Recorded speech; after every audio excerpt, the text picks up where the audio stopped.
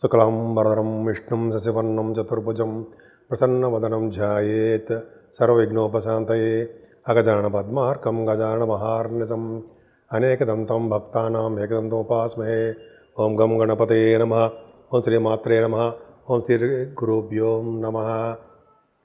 మా ఆది ఆస్థానం చూస్తున్నటువంటి మన ఆది ఆస్థానం చూస్తున్నటువంటి మీ అందరికీ కూడా నా పేరు పేరున నా హృదయపూర్వక నమస్కారాలు.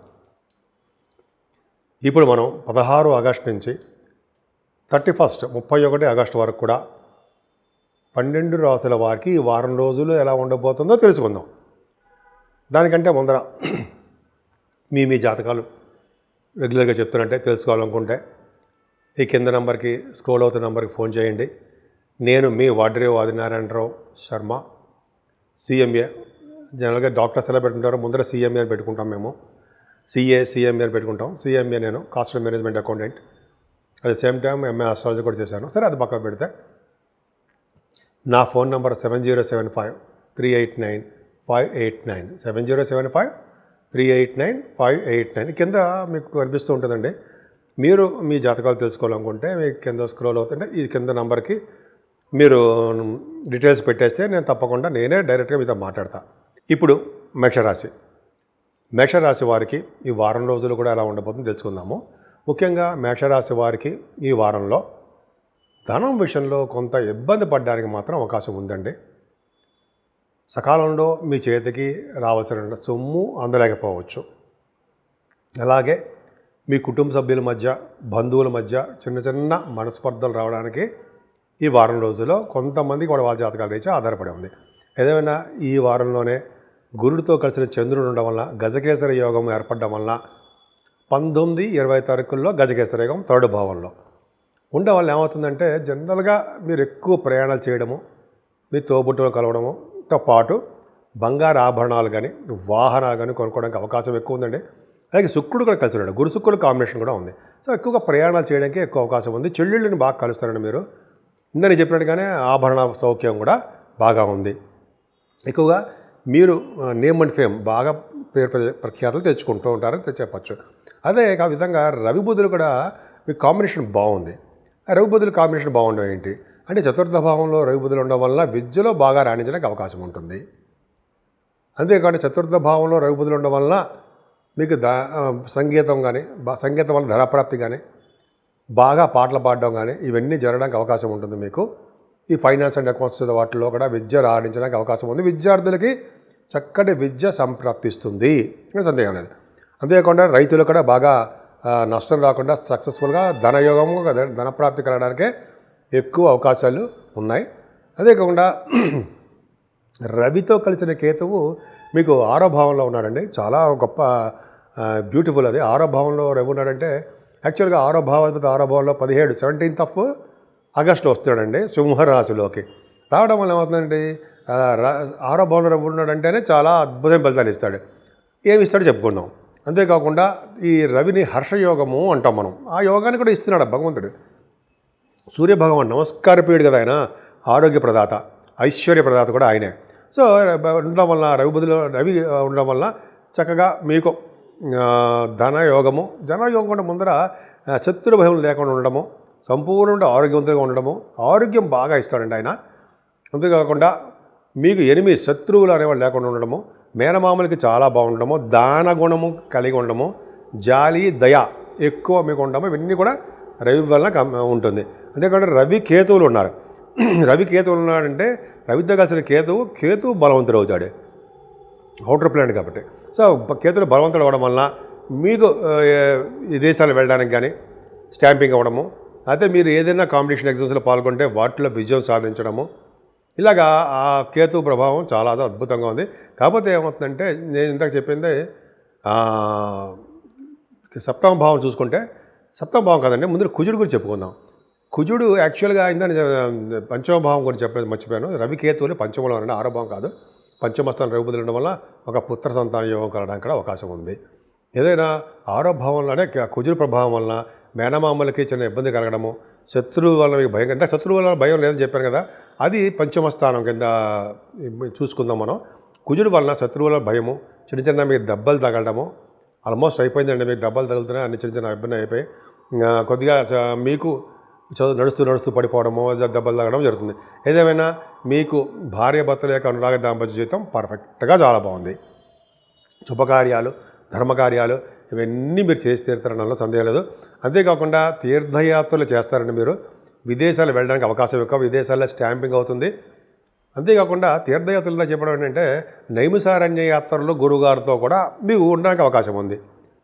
అంతేకాకుండా కొంతమంది ఏమో మీలో అమ్మవారి దర్శనాలు, శక్తి పీఠాలు అంటాం కదా, అష్టాదశ శక్తి పీఠాలు, అమ్మవారి యొక్క దర్శనాలు అంటాం కదా, అది అవకాశాలు ఎక్కువ మీకు భగవంతుడు ఇచ్చాడండి. భాగ్యస్థానం మాత్రం ఏమాత్రం తగ్గలేదు. మీ తండ్రి గారికి ఆరోగ్య పరిస్థితి కూడా అద్భుతంగా ఉంది. గురు ప్రభావం వల్ల కూడా మీకు అస్త్ర విద్య అంటాం సరే, అలాగా మీకు అశ్వవిద్య కూడా మీకు రావడానికి, అస్త్ర విద్య కాదండి, అశ్వవిద్య మీకు బాగా రావడానికి అవకాశం. కొంతమందికి వాళ్ళ జాతకాలు ఇచ్చి ఇష్టపడుతుంటారు గుర్రం హార్స్ రైడింగ్ అని. సరే, అది పక్క పెడితే మీ వ్యాపారాలు కూడా అభివృద్ధి చెందుతాయి. ముఖ్యంగా బ్యాంకింగ్ రంగము, విద్యా సంస్థలో ఉన్న డబ్బులు బాగా రావడము, అలాగే వేద పండితులకి, ఆగమశాస్త్ర కోవిదులకి వాళ్ళకు కూడా బాగుంటుందండి. ముందర 10th భావం చాలా బాగుంది కాబట్టి. అలాగే కొంతమందికి ఏమో అర్చకులు కూడా బాగా అర్చకత్వంగా బాగా డబ్బు సంపాదించుకోవడానికి అవకాశం ఉంది. ఏదైనా ప్రొఫెషనల్గా అంటే మీ ఉద్యోగపరంగా చిన్న ఇబ్బందులు ఎదుర్కొంటున్నారు మీరు, అంటే సాఫ్ట్వేర్ రంగ ఉద్యోగస్తులకి, గవర్నమెంట్ ప్రొఫెషన్ ఉన్న వారికి, ఏ రంగంలో ఉన్నవారికైనా ఉద్యోగంలో భద్రత తక్కువ, ఉద్యోగంలో ప్రమోషన్స్ తక్కువ, చిన్న చిన్న ఇబ్బందులు మేషరాశి వారికి. ఉద్యోగంలో తరచూ బదిలీలు అవ్వడము, నష్టం లేని చోటకి ప్రమోషన్ ఇచ్చే బదిలీలు అవ్వడం జరుగుతుంది. ఒక్క రాహు మాత్రము చాలా బ్యూటిఫుల్గా మనం కాపాడుతున్నాడు. 11వ భావంలో రాహు చాలా స్ట్రాంగ్గా ఉన్నాడు, గురుడు చేత చూడబడతాడు. కాబట్టి మీకు ఇవ్వాల్సిన మంచి సంపదలు, చెడు సంపదలు ఏమి ఉండవండి, చక్కటి సంపదలు అన్నీ కూడా రాహు మీకు ఇస్తాడు. 11వ భావంలో రాహు మీ ఆయన ఆటోమొబైల్ ఇండస్ట్రీస్ అని కొన్ని ఉంటాయి కదా, ఫార్మా రంగము, ఇవన్నీ వాటిలో కూడా మంచి ధనప్రాప్తి కలగడానికి అవకాశం ఎక్కువ ఉంటుంది. శని ప్రభావం వల్ల కూడా అంత అద్భుతమైన ఫలితాలు ఇవ్వడం మీకు. ఇంకా 12వ భావంలో శని చాలా కష్టపడవలసి వస్తుంది. పైగా మీకు ఏలినాడు ప్రభావం, నీటి వల్ల గండం పొంచి ఉందని మాత్రం మర్చిపోకండి. సో ముఖ్యంగా శనీశ్వరుడికి తైలాభిషేకాలు చేయించుకుంటూ సుబ్రహ్మణ్య ఆరాధన చేసుకోవడం వల్ల మీకు శుభాలు జరగడానికి అవకాశం ఎక్కువ ఉంది. ఇప్పుడు ఈ 15 రోజులు కూడా అండి, 15 రోజులు కూడా అంటే 16వ తారీఖు నుంచి 31వ తారీఖు వరకు కూడా 12 రాశుల వారికి చెప్పదగ్గ సూచనలు, రెమెడీస్ అనుకుందాం. అవి కొద్దిగా గొప్ప మనం తగ్గడం కంటే మన బాధలు తగ్గడానికి అవకాశం ఉంటుంది. ఏం చేసుకుంటే బాగుంటుంది, ఇదంతా శ్రావణ మాసం. ముఖ్యంగా ఫస్ట్ చేయవలసింది ఏంటంటే శ్రావణ మాసంలో అమ్మవారికి పూజలు, లక్ష్మీదేవి అమ్మవారికి పూజలు ఎవరు చేస్తారో కలువ పువ్వులతోటి లేకపోతే మల్లె పువ్వులతోటి పూజ చేస్తారో వాళ్ళంటే స్థిరమైన లక్ష్మి ఉండి తీరుతుందండి. అంతేకాకుండా మారేడు దళాలతో కూడా చేసినా కూడా అమ్మవారి యొక్క ప్రభావం అంతా ఇంత కాదు. కాబట్టి శ్రావణ మాసంలో మీకు తెలియదేముంది, వరలక్ష్మి శుక్రవారము అవన్నీ వస్తాయి కదండి, చాలా మంగళవారాలు అమ్మవారి ప్రభావం సంబంధించినవి. కాబట్టి మీరు అమ్మవారిని ఎంత మ్యాక్సిమం మీరు అలాగే చేస్తున్నారు, ఆడవాళ్ళందరూ చేస్తుంటారు.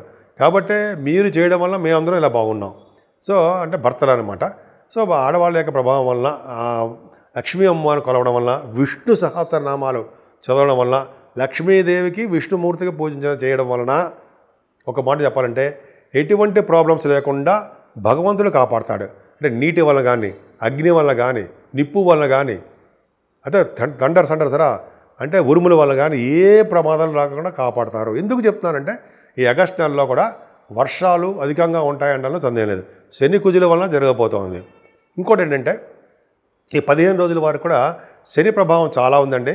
శనీశ్వరుడు నీళ్ళల్లో అంటే మీనరాశిలో ఉండడం వల్ల నీటి గండం పొంచి ఉంది, జాగ్రత్తగా ఉండాలి.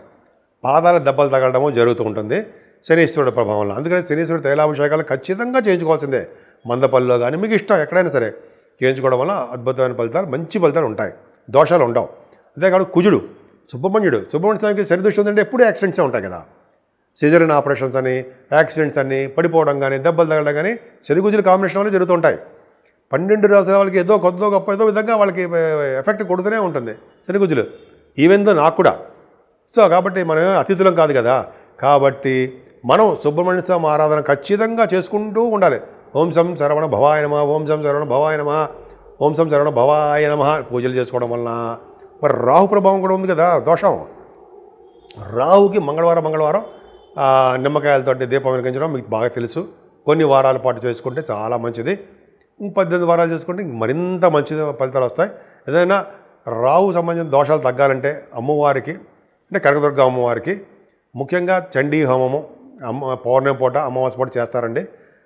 చేయించుకోవడం వల్ల, కుంకుమ పూజ చేయించుకోవడం వల్ల, అమ్మవారికి అభిషేకాలు చేయించుకోవడం వల్ల ఇవన్నీ కూడా మంచి ఫలితాలు రావడానికి ఒక అవకాశం ఉంది.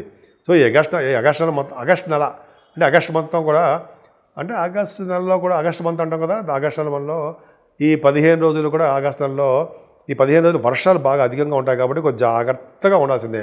అమ్మవారిని పూజించిన వారికి, విష్ణు సహస్రనామాలు విష్ణువు పూజించిన వారికి, అలాగే శివాభిషేకాలు చేసుకున్న వారికి దోషాలన్నీ కూడా తగ్గుముఖం పడడానికి అవకాశాలు ఎక్కువ ఉన్నాయండి.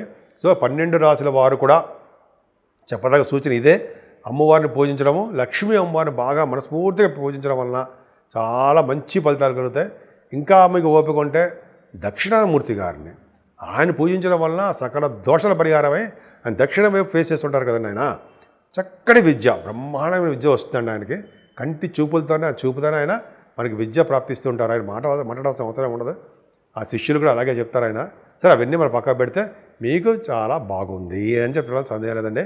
ముఖ్యంగా 12 రాసుల వాళ్ళకు ఆచరించదగ్గ సూచనలు ఇవి అనమాట.